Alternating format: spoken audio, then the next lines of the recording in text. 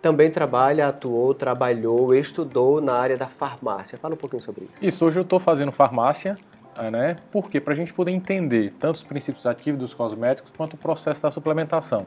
Como é que funciona o processo da absorção dos princípios ativos da cosmetologia, como funciona, por quanto tempo se dura esse processo dos nutraceuticos dentro do nosso organismo. Então eu digo o seguinte, se a gente quer melhorar o nosso estético, a gente tem que melhorar primeiro as funções biológicas. Então aí foi esse desejo de aprofundar um pouco mais, já que a gente já tinha visto, já que a gente viu na Europa, que a gente viu também aqui na América do Sul, na Argentina, que precisava um pouco mais dessa interação com a parte fisiológica e biológica do nosso organismo. É interessante você falar sobre isso, que você vai na farmácia, compra um princípio ativo que se diz para resolver aquela situação ali, independente do que a gente vai comprar lá, mas essa condição do reagente no corpo é totalmente diferente, né? Por isso a necessidade de se estudar sobre isso. Por necessidade de estudar. Eu estava com uma paciente ontem, muito engraçado, ela comprou uns cremes caríssimos da cosmetologia francesa e estava sem saber como utilizar. Para vocês terem noção, um creme de 150 ml custava R$4.000. Somente. E ela não estava conseguindo ter resultado. Então aí é um processo nosso que a gente faz o processo de gerenciamento de pele. Então é indicar a paciente como é que ela deve usar dentro dos cosméticos que ela já tem. Então aí a gente indicou a ela a utilizar a quantidade de horas suficiente. Por quê? Do mesmo jeito em que existem os princípios ativos nos medicamentos, existe também nos cosméticos. Então você precisa dosar essa quantidade de acordo com horas. Então Sim. quando o farmacêutico ele vai realizar a manipulação dos cosméticos ou dos nutracêuticos, existe uma quantidade de hora que o organismo tem que estar nesse princípio ativo. Então é justamente isso aí porque linka com a farmácia. Hoje a estética linka com a farmácia nesse âmbito. O que tu está falando é a pessoa tomar ou passar aquele produto de X em X tempo para poder esse ativo estar ali para agindo. esse ativo estar, né, vamos dizer assim, no líquido extracelular para ele poder absorver aqueles nutrientes ou aquele fármaco qual foi colocado ali, um ácido hialurônico, uma vitamina, um oligoelemento, para que aquela célula tenha a condição de pegar aquele princípio ativo e fazer a reação dele. Né? O que ele veio fazer ali na pele. Isso, seja melhorar o processo de hidratação, seja diminuir o processo de oxidação, que tudo funciona nisso no nosso organismo. Quanto menos oxidação, mais qualidade de vida a gente tem.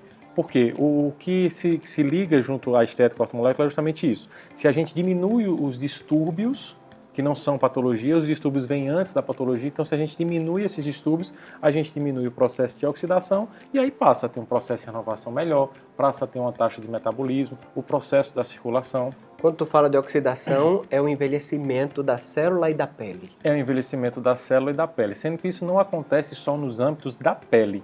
Acontece diante de todos os órgãos. Então, por exemplo, se eu tenho muitas olheiras e muitas das vezes durmo bem, o que é que pode ser aquela olheira? Sim, porque em geral é causado por a falta de dormir. De dormir ou de um cansaço excessivo. Muitas das vezes não, é uma disfunção hepática. Quando você vai no médico, ele faz o exame e você não está com o fígado doente. Sim. Porque ele está fazendo as funções dele, sendo que ele não está em 100%. Então, quando a gente olha para a medicina tradicional chinesa, ela justamente nos dá esse parâmetro para a gente ver que esse fígado não está bacana e acaba gerando essa olheira. Gente, é muita coisa que a gente precisa ficar atento em relação ao estar bem, né? Se apresentar bem. Mas me diz uma coisa, Rodrigo. Quando você decidiu estar nessa área, você também foi convidado para estar em vários espaços inferindo sobre conhecimento, né? Ensinando. Fala um pouquinho dessa tua expertise. Então, eu acho que a melhor forma de a gente ter conhecimento é a gente propagar o conhecimento. Verdade. Eu passei 11 anos trabalhando numa indústria japonesa, que a gente trabalhava justamente com os princípios ativos e trabalhava também com a tecnologia do infravermelho longo, do magnetismo. Então isso aí me deu uma expertise a nível nacional, então desde o norte do país, ao sul, ao centro-oeste, ao sudeste, a gente acabou estando em algumas salas de aulas e também em algumas plenárias, em congressos, para justamente propagar esse processo da estética ortomolecular. Também junto a uma empresa francesa, a gente também teve os convites para Lisboa, para ministrar lá um curso, e também na França também, levando a nossa expertise a nível Brasil e a nível Nordeste, é uma forma diferente que a gente tem de ver as coisas, e acabou sendo bem aceito. Quando você fala de forma diferente, isso acontece por causa do nosso clima, acontece porque o brasileiro naturalmente ele é vaidoso, né? Porque quando pensa em beleza só pensa no carnaval, naquela beleza exuberante. É sobre isso que você está falando? Não, eu penso da forma de a gente viver. Sim. A forma que a gente vive, principalmente aqui na nossa cidade, vamos puxar a sardinha para a nossa cidade, Uhum. é uma forma mais natural de se viver, é uma forma mais integralizada com a natureza.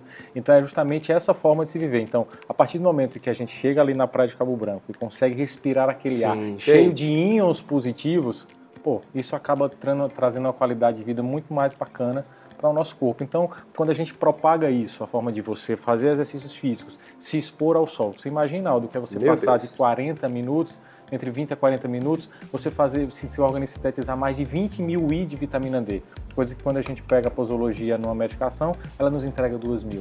Sim. Então é justamente essa forma de ver, eu digo, mais o que Nordeste, mais o nosso que aqui, que a gente foi propagar essa situação para eles lá. Que legal, mostrar o quanto tem pluralidade, diversidade, que a gente consegue vivenciar isso. Olha ali para aquela câmera e fala pra gente o que é estética ortomolecular, por favor. Então, a estética ortomolecular, gente, é a estética que vai olhar para dentro. Ela não é apenas um processo de uma maquiagem, ela não é apenas um processo de um procedimento que nós vamos fazer a nível externo. A gente vai olhar para o indivíduo, entender quais as disfunções que acontecem nele e a partir daí, seja disfunção hepática, seja disfunção digestiva, seja disfunção hormonal, a partir daí ir lá na causa. Porque muitas das vezes, Aldo, o que é que acontece? As pessoas fazem os tratamentos estéticos, principalmente no processo do emagrecimento, e eles têm aquele efeito sanfona. Sim. O que é o efeito sanfona? Você muitas das vezes fez a eliminação de líquido, mas não descobriu por que o seu organismo está acumulando tanto líquido. Então, quando a gente faz o processo da avaliação ortomolecular, a gente consegue entender por que está se tendo tanta retenção de líquido, faz o processo de correção e a partir daí esse efeito sanfona ele começa a diminuir. Isso também acaba trabalhando de uma forma, que eu posso dizer, de uma forma holística. Então não tem na estética ortomolecular um tratamento apenas para face, um tratamento apenas para redução de medidas, mas a gente acaba tratando o indivíduo como um todo. Isso é muito legal, gente, tratar como um todo, porque é isso que a gente é, né? Isso. Nós não somos parte de, nós somos um todo de coisa.